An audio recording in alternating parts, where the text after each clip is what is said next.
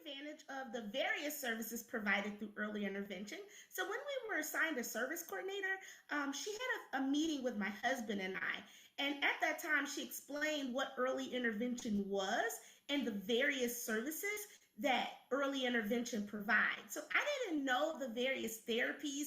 I didn't know that they were in home.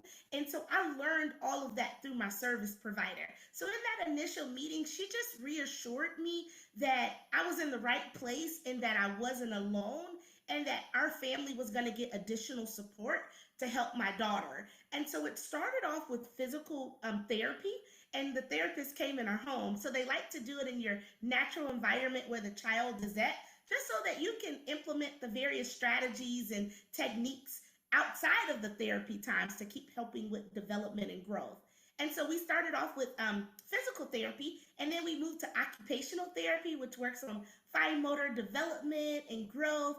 And then from there, we went to speech therapy and developmental therapy. So we had all four of the major discipline therapies offered through early intervention. And it was just a remarkable experience.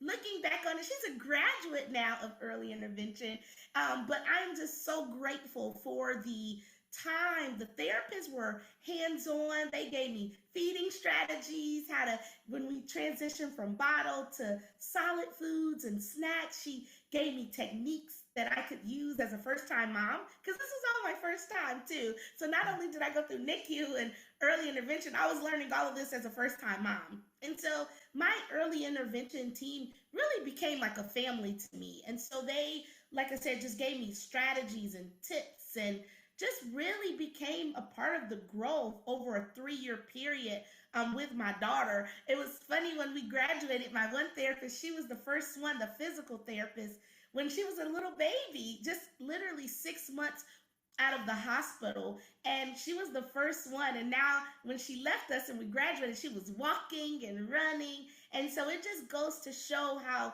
you build a partnership with your therapist and with your service providers. And that was the great thing. Like I keep saying, first time parent, there were just things I didn't know about the early intervention sphere or space, and they helped me out a lot. Like they, just shared advice on things like as a new parent that I wouldn't have known. And so it was just great, like teamwork. They wanted to see my daughter grow and meet milestones. We even had checkpoints like 2 to 3 times a year to set goals. And then if we needed to modify goals because she might have reached them earlier than we thought, like we would go back, we would redo some more goals.